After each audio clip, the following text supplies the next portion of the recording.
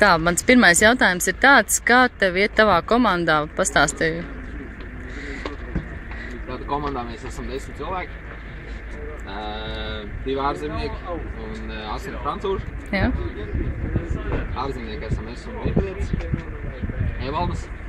Mēs ar viņu arī dzīvojam kopā Marsejā, 2 vienā dzīvoklī. Pārējie džeiki plus mīnus dzīvo arī nepārāk tālu. Nu, visi praktiski dzīvo 2 braucieni no Marsejas. Un tā kā mēs esam 10 cilvēki, tas ir ļoti labi, ka mēs esam ļoti salīdēti, bet mēs esam kaut cik visu laiku viens otru zinām. Nav tā, ka tu aizbrauc uz sacensībām un būs komandas nezinu. Tad mēram zina, kas kaut kā, kurš ir cik gatavs, kurš ir kādām sacensībām piemērots, kurš būs tas, kas taisīs gongu. Bet komanda ir vienota vispār? Komanda ir vienota, bet mums trūks līderis šobrīd. Jo nav neviens, kas uzņemās.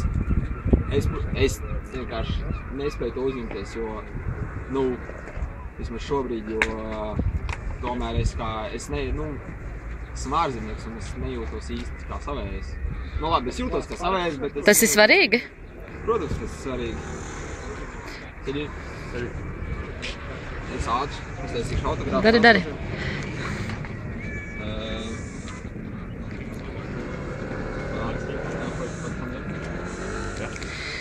Un, mums trūks tas līderis, kas gongas laikā, kad būtu kritiskā situācija, kas pateiktu, ko mēs īsti darām. Līdz ar to šobrīd ir tāds, vēl arī ir sezonas sākums, mēs esam 2 mēnešus praktiski braukšanas. Kādi tev ir mērķi šai sezonai, sasniegumi varbūt? Mērķis ir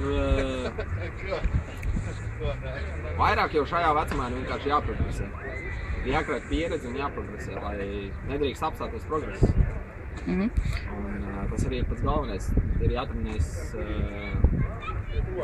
nākotnē. Kas ir tavs spēcīgākais motivators? Kas tev liek celties, darīt to katru dienu? Es vienmēr esmu ar sportu bijis ļoti tūs. Es ne tikai ar riteņbraukšanu esmu nodarbojies un tā tālāk. Sports, es pieņemu, ka tas man ir tas vienkārši ir nepieciešams. Man ir nepieciešams kaut kas, kas man izvilkt ārā no gultas, kas man motivētu tiekties uz priekšu. Šobrīd tā ir riteņbraukšana. Es pieņemu, ka pēc 20 gadiem pēc 20 gadiem varbūt vēl tā būs riteņbraukšana, bet to ir grūti pateikt. Vai tu esi izvirzījis kādās gongās tu gribi atzīmēties šajā sezonā? Varbūt ir kaut kas konkrēts? Nāciju kausos atzīmēties, jo tur tomēr skatās arī ne tikai francūži skatās tās gongas. Īstenībā es braucu tādas gongas, kurā es atzīmētos, man pamanīt. Līdz ar to man ir diezgan liels mērķis palīdzēt komandai Francijas kausos, jo tas ir komandas mērķis, un Francijas kausi visi ir diezgan sarežģīti. Viņi nav vienkārši, un līdz ar to, ja jūties labi, spēj atbraukt pirms grupas, ja jūties netik labi, spēj atbraukt grupā un palīdzēt komandai. Tu tagad jūties spēcīgs vispār? Cik spēcīgs tu jūties? Šobrīd, šīs brīdis sezonā ir jākrīt, es jūtos diezgan spēcīgs. Es spēju izdarīt arī daudz, ko ne tikai atbraukt grupā kā pēdējais cilvēks, bet es spēju arī veidot gongu. Kā tu jūties Francijā? Francijā es jūtos gan brīz kā mājās. Pēc mājām neskaust?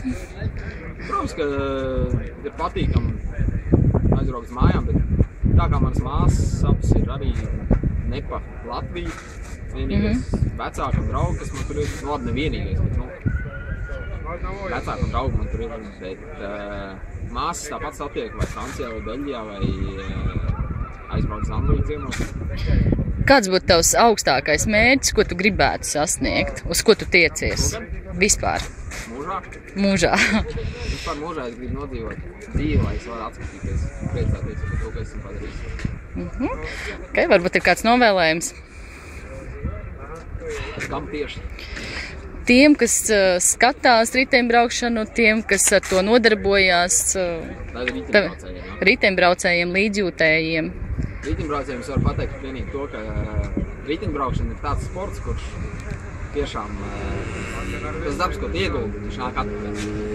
Ja ne uzreiz, ja ne pēc mēneša, tad pēc 2, 3, gada, tas viss nāk atpakaļ. Tas tās novēlējums? Jā. Ok, paldies tev liels.